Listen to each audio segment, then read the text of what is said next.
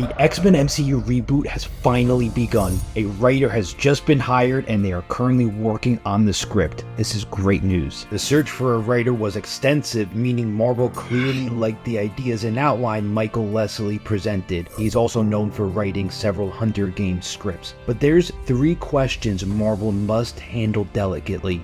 1. The Wolverine question. Should Wolverine be in the X-Men reboot? This is a complicated question because much of the criticism of the original films revolve around Wolverine being the central character. But for many fans, this was a positive because he is the X-Men's most popular character. And that's the thing, not including Wolverine would be like having a Justice League movie without Batman. Could it work? Sure. Would it be better with Batman? Almost definitely. And the same goes for Wolverine. But that doesn't mean the plot has to revolve around him. X-Men 97 showed in its first season you can allow Wolverine to have cool moments, but give the other characters a chance to stand out. So I say yes, add Wolverine, which of course leads into a slight question underneath this one: who should play Wolverine? There are rumors Hugh Jackman is willing to stay, but would he really participate in a whole new X-Men universe? Henry Cavill has already been the character, which might make the transition easier for fans if they choose to go down a new route. But of course, how tall should Wolverine be? In the original stories,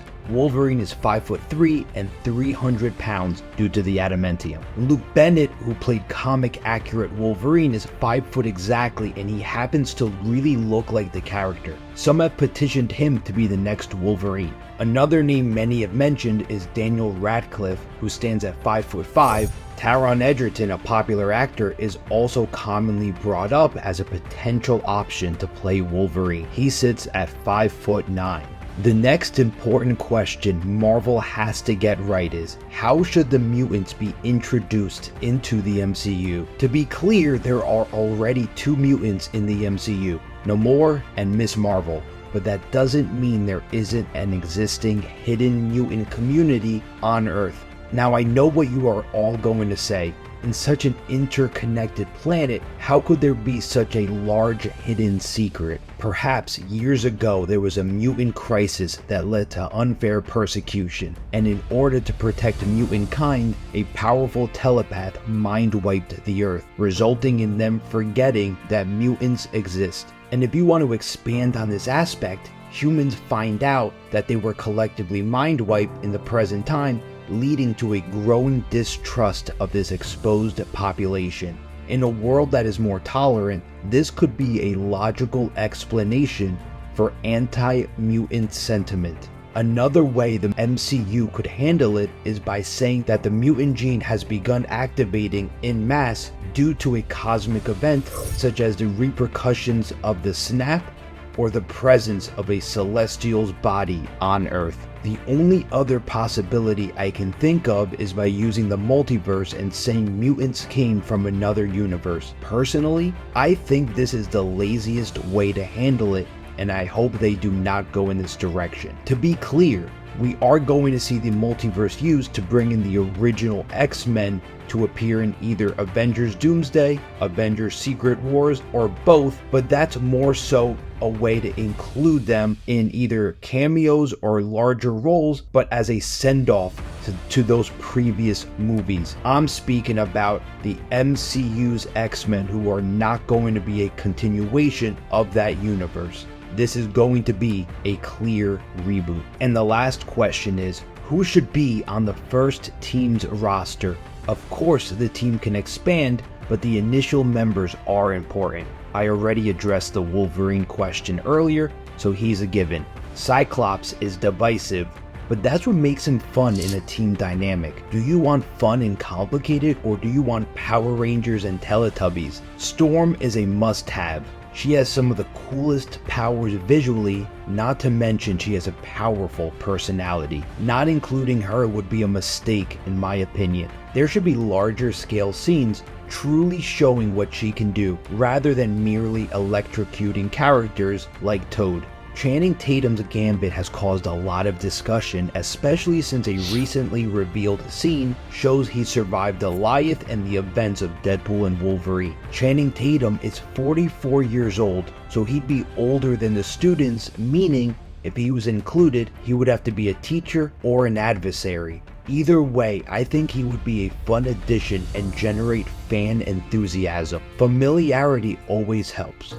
Jean Grey is a must when Scott Summers is involved. They are a combo package, having incredible powers not fully tapped into while having internal conflicts keeps the stakes high. But let's avoid Phoenix stories for a while. We've had 2 movies directly revolving around the Phoenix, and we don't need rehashed storylines. In fact, this goes for the entire franchise. Let's not reuse storylines that we saw in the original X-Men trilogy or in the following prequel movies. Rogue. With Captain Marvel in the MCU, she can get a power-up that would separate her from the Fox Rogue.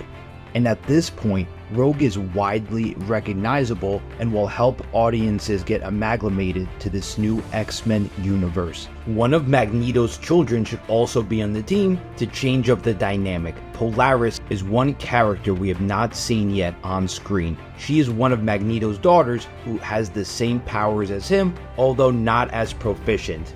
It would be great to see these abilities on screen in every X-Men movie. Quicksilver, who is Magneto's son, will be a very fun addition. When written correctly, he is like a mixture of Vegeta and Loki, arrogant and unpredictable, but a good soul at the end of the day. With Quicksilver's sister being Scarlet Witch, who I don't believe is truly gone, he could easily be resurrected. And let's be honest, the MCU hasn't seen that many resurrections, and with how many times this happened in the source material, let's do it for our speedy friend. Not to mention, he could be the bridge between future Avengers and X-Men stories, which we all want to see happen since the X-Men are finally in the MCU. Perhaps we'll see an Avengers vs. X-Men story, or a team-up. Let me know in the comments which you prefer. Charles Xavier is a given, but he tends not to go in the field often, which is why I'm not including him to this list. Personally, I would like them to give Charles Xavier a larger role and possibly become the villain of the story via Onslaught. How the MCU has other characters mingle with mutants and the X-Men is going to have to be handled delicately as well. Personally, I would love to see flashbacks where we see Captain America fighting in World War II with Wolverine, for example. This never being addressed can be explained with the telepathic mind wipe. What team-ups do you want to see? So guys, the X-Men reboot is finally happening, so let's get excited. Let me know in the comments what you think about the Wolverine question. Should he be in the film? Who should play him if so? How should mutants be introduced into the MCU? And last, who is your pick for the first X-Men roster? Comment your thoughts below. From Marvel to monsters, we cover it all. In the world of entertainment, we stand tall. Movie Talk Now, join the fun and let's go. Discussing MCU, Godzilla and more. Movie Talk Now, we open the door.